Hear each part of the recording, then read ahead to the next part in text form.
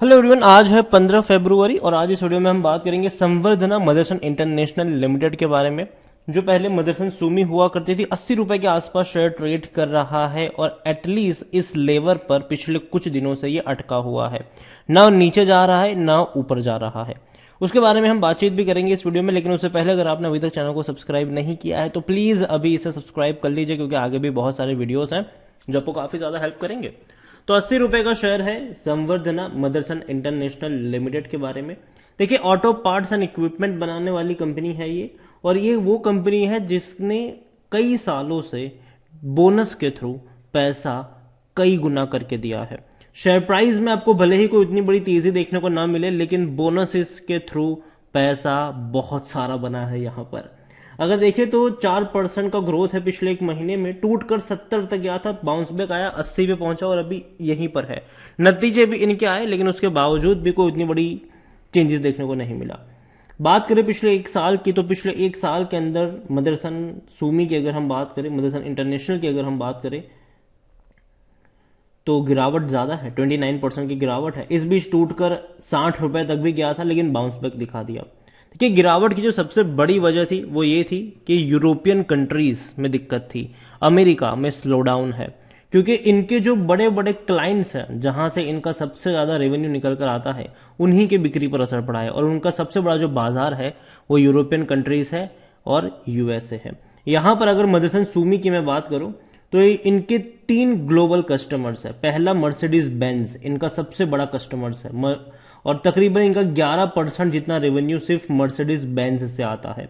Audi की अगर हम बात करें तो ऑडी भी इनका दूसरे नंबर का सबसे बड़ा कस्टमर है, 10% जितना इनका रेवेन्यू ऑडी से आता है।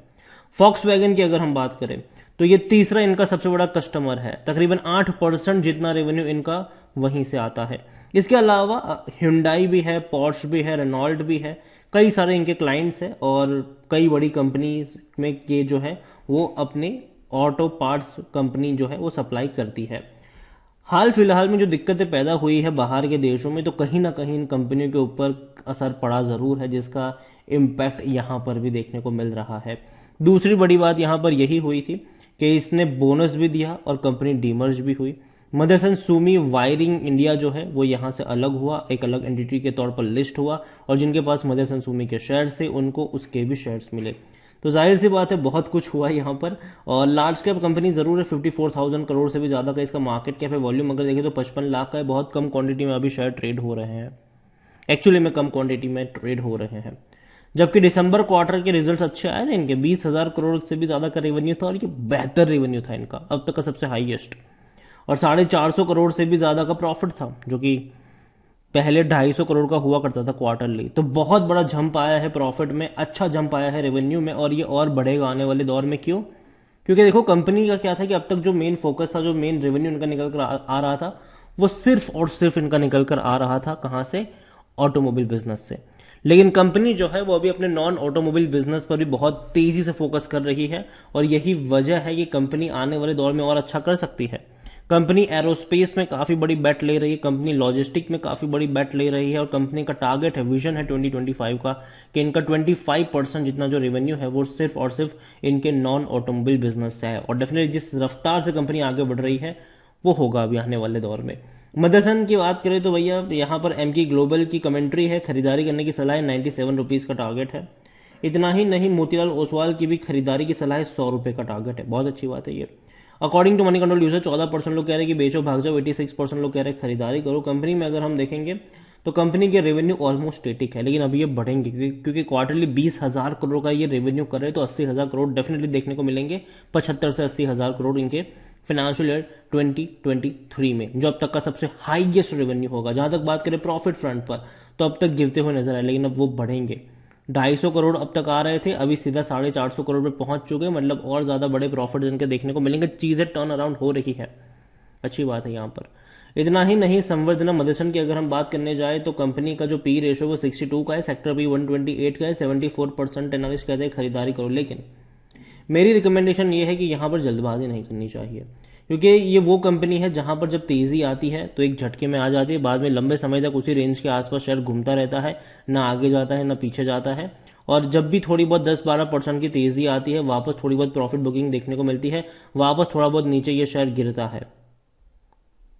अगर हम पिछले 3 साल की बात करें तो जिस रफ्तार से तेजी बनी थी उस रफ्तार से गिरावट भी आई है और अभी कंसोलिडेट कर रहा है इस रेंज में। ठीक है, 70-80 के रेंज में लंबे समय से कंसोलिडेट कर रहा है। काफी लोग शायद फ्रस्ट्रेट भी हो चुके होंगे कि यार बढ़ नहीं रहा है, कुछ नहीं हो रहा है, ना हिल रहा है ना डुल रहा है, कुछ भी नहीं हो रहा है यहाँ पर। काफी लोग यहाँ पे फ्रस्ट्रेट भी हो गए होंगे और काफी लोगों ने कई सारी नेगेटिव कमेंट्स भी करी होगी इसको लेकर। तो देखो, मैं कहूंगा कि पेशेंस होना जरूरी है और आपकी बाइंग प्राइस तब होना जरूरी जब ये सस्ता मिल रहा हो। अगर आपने खरीदा है तो पहली चीज बने रहो यहाँ पर। लेकिन जहां तक बात है फ्रेश बाइंग की, मुझे लगता है कि अभी आपको जो है थोड़ी सी क्वांटिटी ऐड करनी चाहिए। फिर हर 5 रुपए की गिरावट, 7-8 रुपए की गिरावट में आप धीरे धीरे ऐड करते चले जाओ लॉन्ग टर्म के लिए। और अगेन, अगर आपका जो नजरिया है वो कम से कम 2-3 साल का हो तो ही खरीदारी करना, वरना मत खरीदारी करना। यहाँ पर 2-3 महीने में मुझे लगता है कि कोई उतना बड़ा मोमेंटम नहीं आएगा। यहाँ पर जो पैसा बनेगा वो सिर्फ और सिर्फ बनेगा बोनस से। और मुझे हैरानी नहीं होगी कि आने वाले 2 साल में शायद ये 2 बार भी आपको बोनस दे दे। यहाँ पर देखा जाए तो जो शेयर होल्डिंग पैटर्न है उसमें प्रमोटर के पास 68.16% की होल्डिंग है, 8.90% म्यूचुअल फंड के पास है, 3.12% डोमेस्टिक इंस्टीट्यूशन के पास है, 8.24% एफआईएस के पास है, रिटेल और अदर्स के मिलाकर 11.58% की होल्डिंग है, जिनमें से रिटेल इन्वेस्टर्स 6.66% की होल्डिंग लेकर बैठे हैं। देखिए, ओवरऑल मैं अभी के लिए इतना ही कहूंगा मदरसन इंटरनेशनल के बारे में कि कंपनी काफ़ी अच्छी है, फंडामेंटली स्ट्रांग कंपनी है। कई बड़े बड़े इनके क्लाइंट्स हैं जो पहले भी थे, आगे भी रहेंगे। इसके अलावा इनकी क्लाइंट लिस्ट जो है वो धीरे धीरे बढ़ भी रही है। भारत में भी काफ़ी बड़े पैमाने पर बड़ी बड़ी कंपनियां इनके क्लाइंट है। इतना ही नहीं, विदेशों में भी है।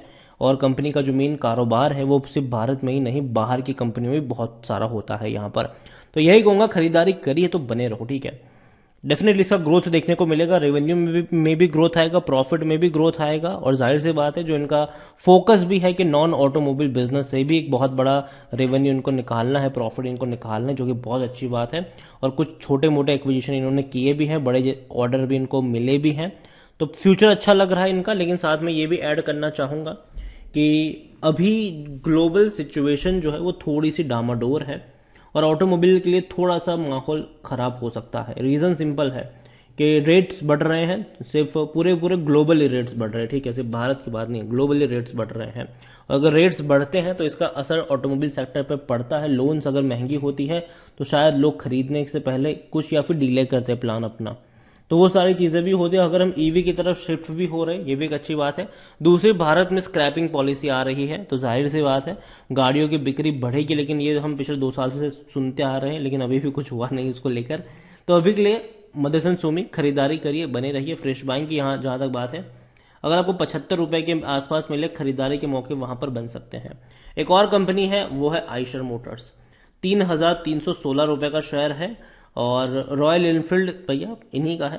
और आज 4.5% की अच्छी रफ्तार देखने को मिली भी है। और अगर आप चाहते हैं कि मैं आइशर मोटर्स के ऊपर एक डिटेल वीडियो बनाऊं तो कमेंट में आइशर मोटर्स जरूर लिखेगा। जितनी ज्यादा कमेंट आएगी उतना जल्दी वीडियो को यहीं पे एंड करूंगा। पसंद आए हो तो लाइक करो, शेयर करो। चैनल अगर आप पहले बाहर हैं तो प्लीज सब्सक्राइब करें। और संवर्धना मदरसन इंटरनेशनल लिमिटेड के बारे में आप क्या सोचते हैं वो भी आप मुझे कमेंट में लिखकर बता सकते हैं। Thank you.